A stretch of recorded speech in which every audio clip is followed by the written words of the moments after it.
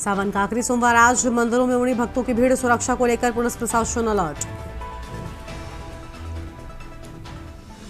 2013 केदारनाथ हादसे में लापता हुए कंकालों की खोज दोबारा शुरू। आपदा के बाद से 1000 से ज्यादा लोग अब भी लापता। 702 की आज तक पहचान नहीं। उत्तराखंड में 10,000 राशन कार्ड भी निरस्त। केवाईसी अपडेट नहीं कराने पर राशन वितरण रुका। उत्तराखंड में है देश का पहला कंजर्वेशन रिजर्व। 28 प्रजातियों के परिंदों का आसन। वेटलैंड में बसेरा। गश्त बढ़ाने के निर्देश। प्रदेश में बड़ा प्रशासनिक फेरबदल। 4 आईएएस और 2 पीसी समेत कई अधिकारियों के हुए तबादले।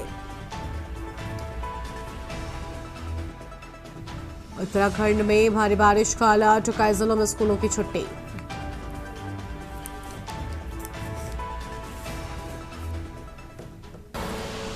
आप देख रहे हैं के न्यूज, खबरों का सारथी। नमस्कार, खबर उत्तराखंड में आप सभी का स्वागत है। मैं हूं आपके साथ गरिमा वाजपेयी। खबरों में आगे बढ़ेंगे। धारचूला से आम खबर आपको हम बताते हैं, जहां पर सोबला गांव के पास थानगू नाले में बादल फटा। बादल फटने से सोबला ढाकर मोटर मार्ग बाधित हो गया है। जनहानि से बचा रहायशी इलाका। प्रशासन कर रहा क्षेत्रीय आकलन। बड़ी जानकारी आपको हम बता रहे हैं।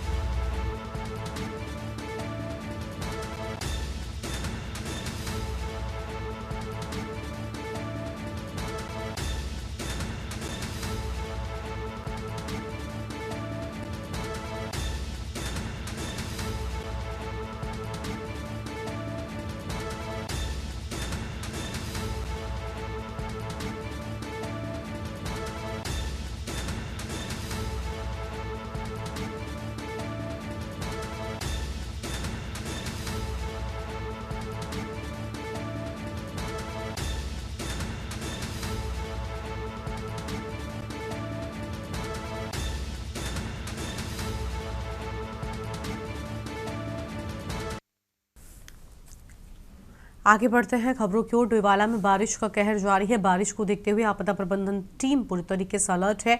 नदी, नाले और खाले के जल स्तर पर नजर भी रखी जा रही है। नदी, नाले और खाले के किनारे रहने वालों से प्रशासन की अपील, समय रहते सुरक्षित स्थानों पर शरण लें। बड़ी जानकारी आपको हम बता रहे हैं। प्रशासन नजर बनाए हुए है।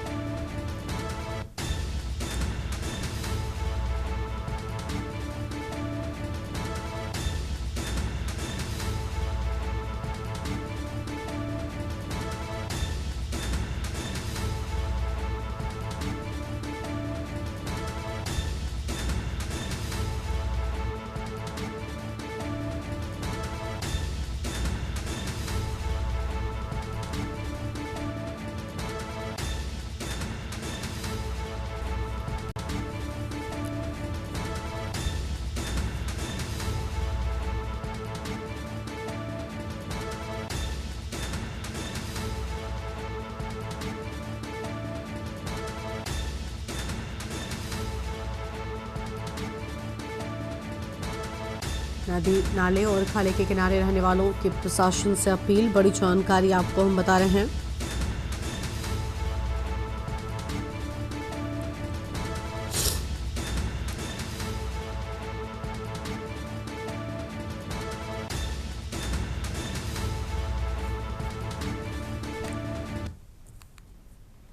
आगे बढ़ते हैं खबरों की ओर। अगली बड़ी खबर आपको हम बताते हैं। श्रद्धा, भक्ति और आस्था के रंगों में रंगा सावन का अंतिम सोमवार आज है। उत्तराखंड के शिवालयों में आज भक्तों का तांता लगा हुआ है। कहीं भोलेनाथ पर गंगा जल चढ़ाया जा रहा है तो कहीं रुद्राभिषेक और भजन कीर्तन से मंदिर परिसर गूंज रहे हैं। सावन महीने का अंतिम सोमवार काशीपुर के शिव मंदिरों में सुबह से ही भक्तों की लंबी कतारें लगी हुई हैं। ओम नमः शिवाय का जयकारा चारों ओर सुनाई दे रहा है।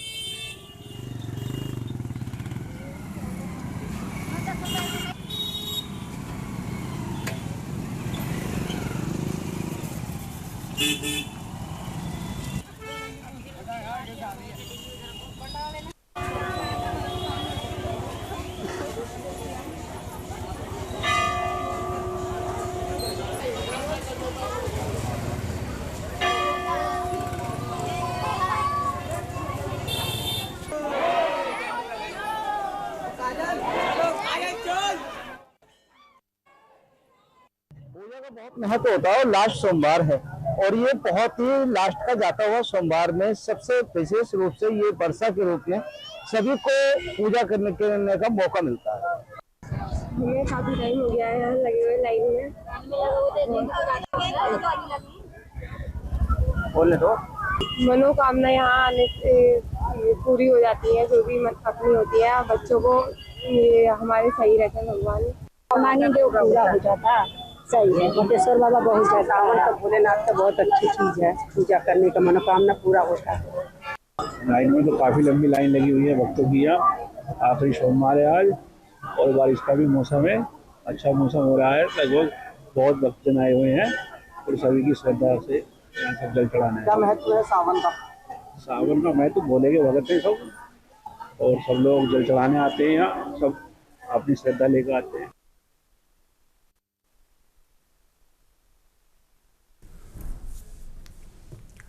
देहरादून से खबर है, जहां पर उत्तराखंड कांग्रेस की तरफ से सत्ताधारी दल पर गंभीर आरोप लगाते हुए कांग्रेस ने कहा कि पंचायत चुनावों के दौरान और रिजल्ट आने के बाद जिला पंचायत अध्यक्ष के आरक्षण को मनमाने तरीके से लागू किया गया है।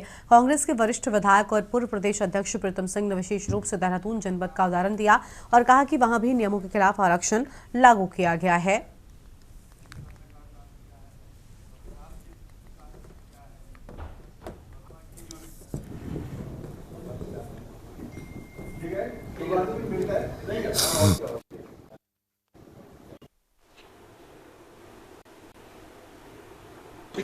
देखिए किसी के चाहने और ना चाहने से का प्रश्न नहीं है। लोकतंत्र है।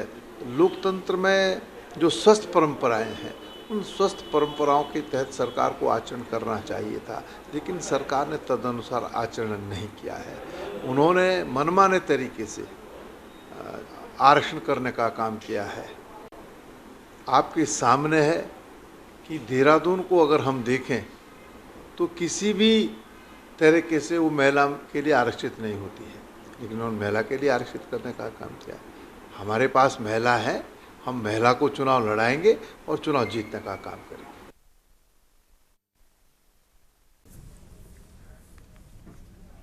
उत्तराखंड के मुख्यमंत्री पुष्कर सिंह धामी ने आज सभी जिलाधिकारियों के साथ वर्चुअल बैठक की। बैठक में विकास कार्यों और आपदा प्रबंधन की समीक्षा की गई है।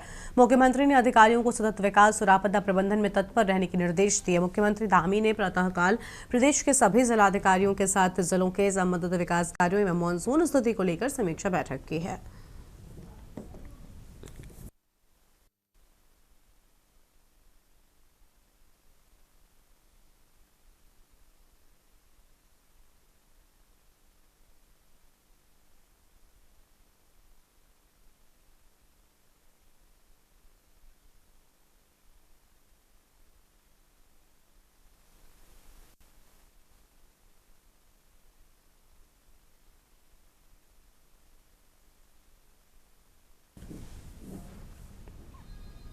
अल्मोड़ा में एक दर्दनाक सड़क हादसे में 2 युवकों की मौत हो गई। हादसा अल्मोड़ा नगर के लोअर मॉल रोड स्थित होटल मैनेजमेंट संस्थान के पास हुआ, जहां एक अनियंत्रित मालवाहक ट्रक ने स्कूटी सवार 2 युवकों को जोरदार टक्कर मार दी।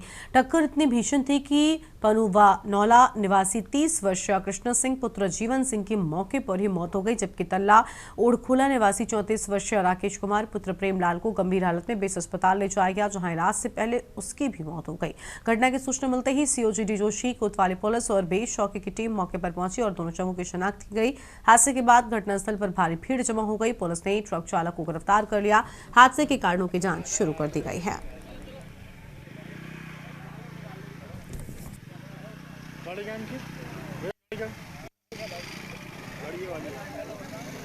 सवा 8 बजे पुलिस को सूचना मिली कि लोअर माल रोड में होटल मैनेजमेंट के आसपास एक दुर्घटना हो गई। पुलिस तत्काल मौके पर पहुंची तो मालूम पड़ा कि एक ट्रक से जो है एक मोटरसाइकिल का एक्सीडेंट हो गया। उसमें 2 लोग थे। तत्काल पुलिस ने त्वरित कार्रवाई करते हुए दोनों को हॉस्पिटल लाए तो एक तो ब्रॉड डेड यहाँ पाया गया और दूसरे को थोड़ा सा चिकित्सा के बाद डॉक्टरों ने डेड घोषित कर दिया। जो ट्रक चालक है उसको पुलिस ने पकड़ लिया है और उसको हमारी जाँच। कैसे हुआ सर ये एक्सीडेंट, कुछ जानकारी? प्रथम दृष्टया तो ये लग रहा है कि ये ट्रक और उसकी आपस में टक्कर हो गई थी, लेकिन अभी ज़्यादा जांच कर रहे हैं, जांच का विषय है, उसके बाद ही पूरी डिटेल मालूम पड़ेगी। उत्तराखंड में एक बार फिर से मौसम ने विकराल रूप ले लिया है। मौसम विभाग ने राज्य के लिए हाई अलर्ट जारी करते हुए देहरादून, टिहरी, पौड़ी, चमोली समेत कई जिलों में भारी से बहुत भारी बारिश की चेतावनी दी है। राजधानी देहरादून और आसपास के क्षेत्रों में लगातार मूसलाधार बारिश के चलते सभी स्कूलों में एहतियातन अवकाश घोषित कर दिया गया। पर्वतीय जिलों में गाढ़ गतेरे भी उफान पर है, जिससे भूस्खलन और सड़कों के अवरुद्ध होने की आशंका बनी हुई है।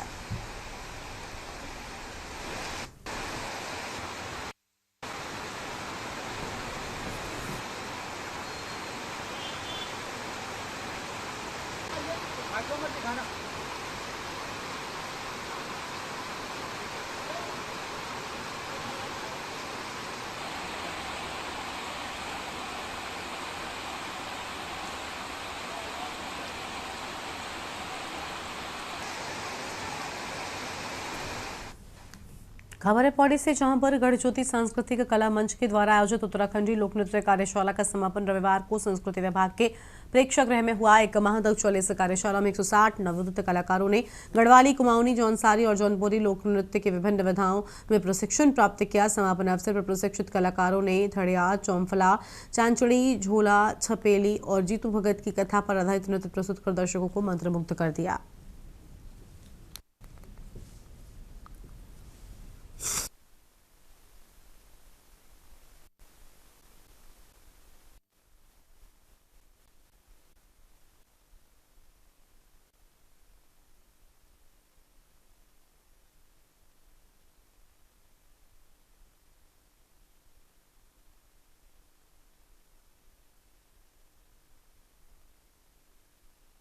देखिए, गढ़ज्योति सांस्कृतिक कला मंच विगत 19 सालों से ये कार्यशाला करती आ रही है और किन्हीं कारणों से कोरोना काल में हमने बीच में छोड़ा था और इस साल 15 साल हमने प्रवेश किया है और 15 साल पूरे हो गए।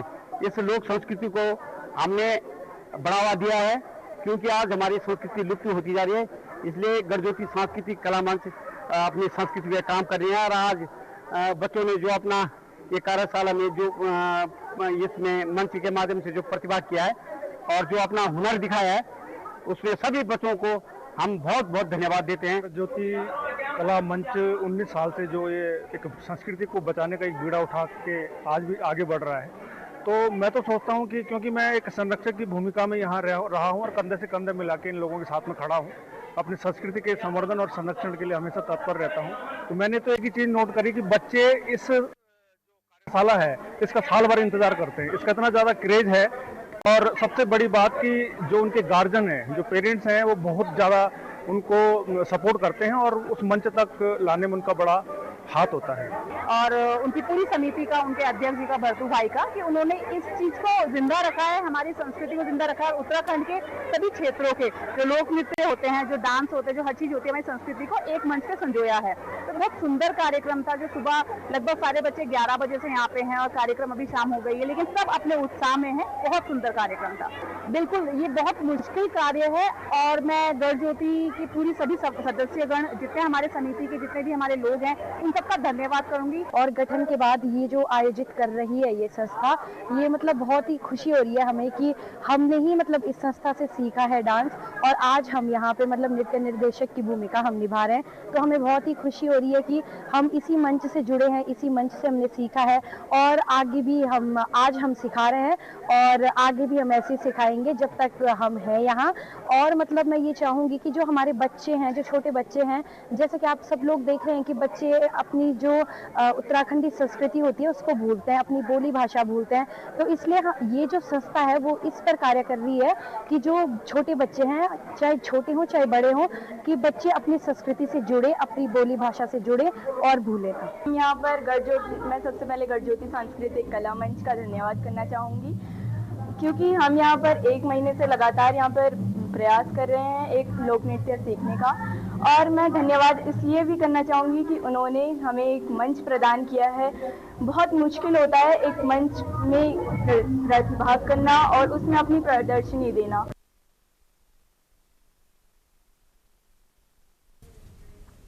एक ब्रेक के लिए यहाँ पर रुकते हैं, फौरन हाजिर होंगे।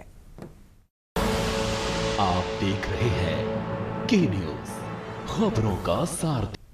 ब्रेक के बाद आप सभी का स्वागत है। खबर है बाजपुर से, जहां पर बाजपुर एक बार फिर से बाढ़ की चपेट में है और इसकी जद में है लेवड़ा नदी, जो हर साल की तरह इस बार भी उफान पर है। लगातार हो रही बारिश के चलते इंदिरा कॉलोनी, नैनीताल रोड और वार्ड नंबर 13 समेत कई इलाके जलमग्न हो गए हैं। घरों में पानी घुसने से जनजीवन अस्त व्यस्त है। एक मासूम की मौत की पुष्टि खुद एसडीएम ने की है। प्रशासन राहत कार्यों में जुटा है, लेकिन स्थानीय लोग इस सरकारों की नाकामी मान रहे हैं। अपर जिलाधिकारी पंकज उपाध्याय और आपदा प्रबंधन अधिकारी उमाशंकर ने प्रभावित क्षेत्रों का निरीक्षण किया। लगभग 1000 से 1200 लोगों को राहत पहुंचाने की कार्यवाही जारी है।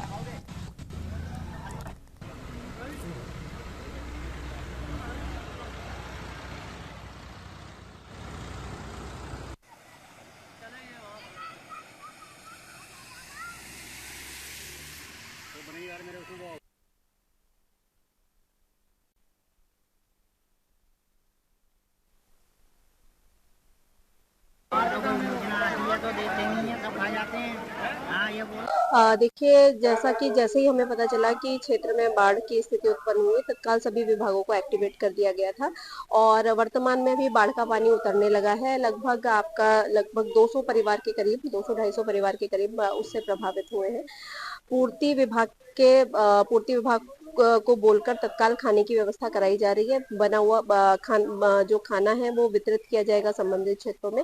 इसके अतिरिक्त हमारे द्वारा फूड पैकेट्स भी बनवाए जा रहे हैं कच्चे सामान के, जो कि प्रभावित परिवारों को उपलब्ध कराए जाएंगे। देखिए, लेवड़ा नदी जो है ऊपर चूना खान से स्टार्ट होके नीचे चक्रपुर तक जाती है और इसकी लंबाई 18 किलोमीटर के लगभग है। 16-17 में हमारा एक प्रोजेक्ट बनाया गया था, जो बाजपुर टू रामनगर हाईवे से ऊपर की तरफ हमने लिया था। वो उससे काफी सफाई कराने के बाद में और उस प्रोजेक्ट को इम्प्लीमेंट करने के बाद काफी राहत मिली है लोगों को। लास्ट ईयर भी हमने करीब 50-60 लाख में काम कराया था ऊपर सफाई का, उससे राहत मिली थी। इस बार भी हमको प्रशासन के द्वारा, डीएम सर के द्वारा पैसा मिला था, करीब 40 लाख के लगभग का भी सफाई का काम कराया है। अगर हम वो काम नहीं कराते तो संभवतः बाजपुर में काफी जल भराव हो जाता, परंतु अभी जो है हम यहाँ पर आज जो सुबह मॉर्निंग में हमको खबर मिली, ये हमारा बेरिया पुल के पास में यहाँ से पानी अंदर डाइवर्ट हुआ है, जिससे इंदिरा कॉलोनी के काफी घर जो है प्रभावित हुए हैं।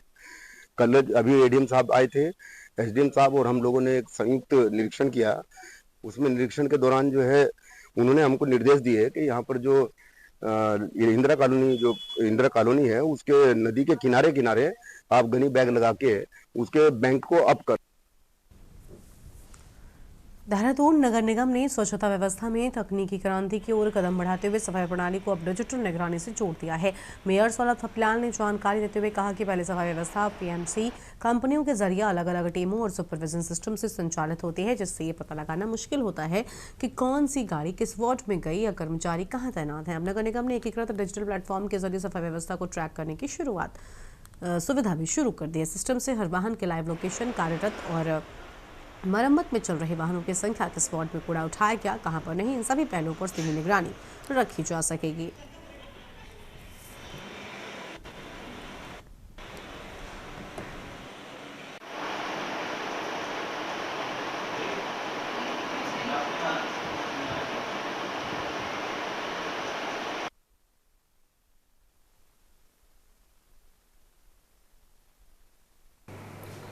देखिए, यहाँ पर क्या था कि हमारे यहाँ पहले पीएमसी काम करती थी और उसमें भी 2-3 पीएमसी, मतलब 3 लोग जो है और उनकी टीम जो है वो हमारे पूरे नगर निगम के जो स्वास्थ्य के अनुभाग के हमारे जितने भी कर्मचारी डोर टू डोर कलेक्शन, इन सब चीज़ों में निगरानी रखती थी। उसमें भी हमें देखना पड़ता था बाद में कि यार ये गाड़ी नहीं गई तो ये कौन से वार्ड की है, इस वार्ड से फिर ये कौन से पीएमसी की है, उसमें कौन इंचार्ज है, कई चीज़ें देखनी पड़ती थी।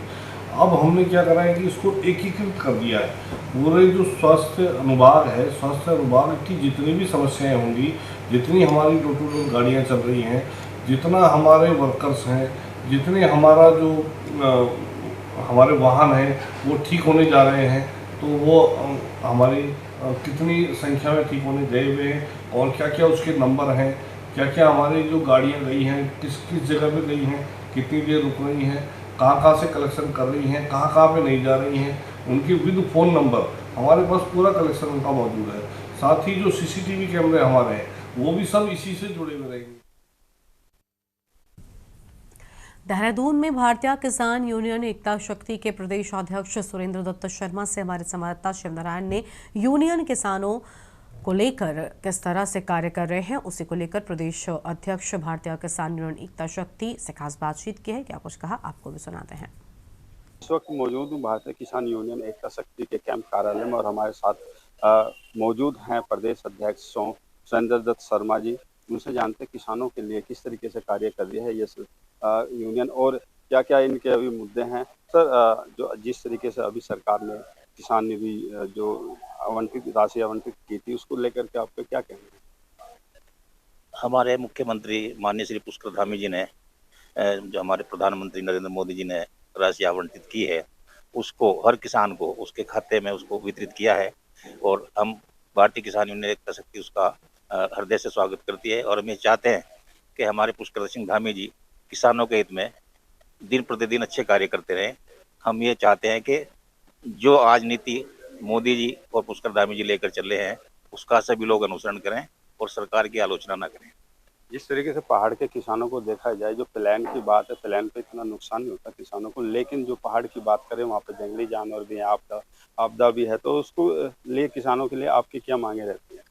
हमने अभी अपने 28 तारीख के कार्यक्रम में एक ज्ञापन जिलाधिकारी के थ्रू मुख्यमंत्री महोदय को दिया था, जिसमें हमने ये कहा था कि हमारे केंद्रीय कृषि मंत्री श्री शिवराज चौहान जी जो राशि आवंटित करके गए हैं पलायन को रोकने के लिए, मुझे ये मालूम हुआ है कि कुछ लोगों ने कहा कि पहाड़ में ज़्यादा नुकसान बंदर पहुंचाते हैं और ये जो परंपरा चली है कि नीचे के बंदर पकड़ के पहाड़ों में छोड़ देते हैं, इस तरह की नीति बंद होनी चाहिए, क्योंकि पहाड़ में सबसे ज़्यादा खेती को नुकसान बंदर दे रहे हैं, ना कि शेर, चीते और हाथी। क्या जिस तरीके से देखे जाए जो वनों से नियर बाय जो मतलब क्षेत्र हैं जिसमें किसान रहते हैं वहाँ हाथी भी नुकसान पहुँचाते हैं, उसके लिए तो अभी राशि आवंटित हुई है। माननीय मुख्यमंत्री जी ने कहा है कि जितने हमारे किसान हैं पहाड़ के उनकी जितनी भी खेती है उसकी तार बाड़ की जाएगी ताकि उनकी खेती की सुरक्षा हो सके। धन्यवाद आपका। ये थे हमारे साथ सुरेंद्र शर्मा जी, प्रदेश अध्यक्ष है जो भारतीय किसान यूनियन एकता शक्ति के, जिन्होंने हमारे सवालों का जवाब बेखूबी से दिया। मैं शिवनारायण अपने सहयोगी कैमरामैन के साथ के न्यूज इंडिया, देहरादून। इस बुलेटिन में इतना ही। तमाम बड़ी खबरों के लिए आप देखते रहिए के न्यूज इंडिया। नमस्कार। आप देख रहे हैं के न्यूज, खबरों का